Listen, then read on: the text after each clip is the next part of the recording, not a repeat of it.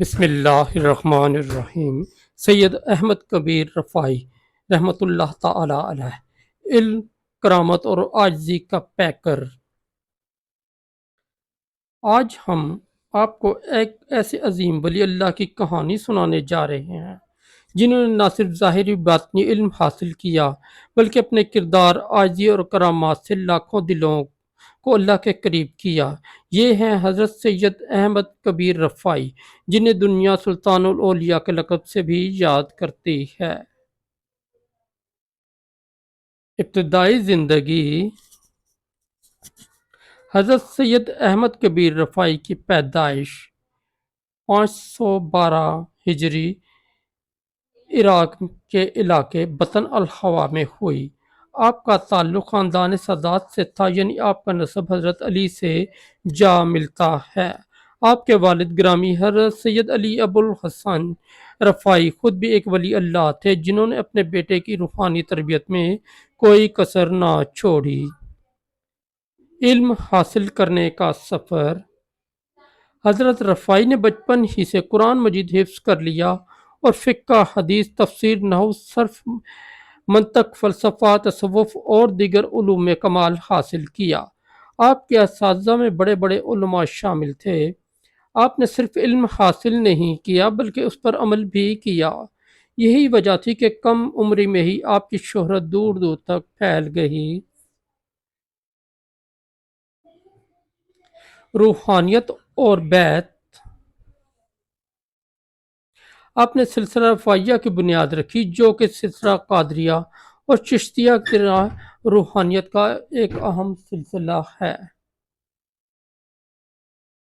حضرت سید کبیر رفاعی نے اپنے وقت کے معروف بزرگ حضرت شیخ منصور بطائی رحمۃ اللہ تعالی علیہ کے ہاتھ پر بیعت کی اور ان سے روحانی فیض حاصل کیا۔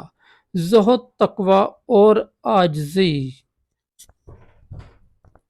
حضرت رفاعی کی شخصیت کا سب سے روشن پہلو آپ کی عاجزی اور درویشی تھی۔ آپ دنیا سے بے نیاز، سادہ لباس پہننے والے اور ہر وقت اللہ کی یاد میں مشغول رہنے والے ولی اللہ تھے۔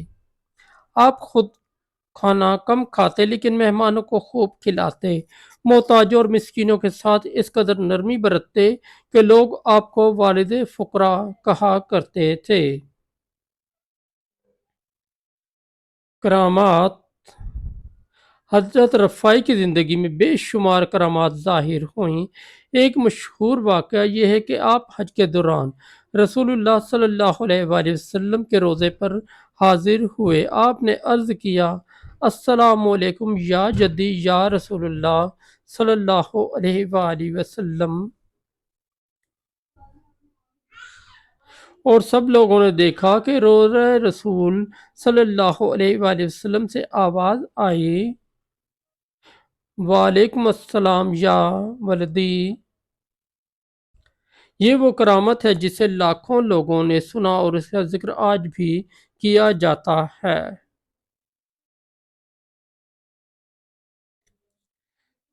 تعلیمات۔ آپ کی تعلیمات میں اخلاص، توکل، صبر، عاجزی اور محبت رسول صلی اللہ علیہ وآلہ وسلم سب سے نمایاں تھی۔ آپ فرماتے تھے، جو شخص اپنے نفس کو پہچان لے وہی اپنے رب کو پہچان لیتا ہے۔ آپ نفس کی نفی، دنیا کی بے وقتی اور ذکر الہی میں غرق ہونے کی تلقین کرتے تھے۔ مخلوق سے محبت۔ حضرت رفاعی انسانوں سے بے حد محبت کرتے تھے۔ اگر کوئی آپ کو برا کہتا تو آپ جواب میں اس کے لیے دعا کرتے۔ آپ فرماتے، جو شخص اللہ کی مخلوق سے محبت نہیں کرتا وہ اللہ سے محبت کا دعویٰ نہیں کر سکتا۔ وصال۔ حضرت سید احمد کبیر رفاعی نے 578 ہجری میں وصال فرمایا۔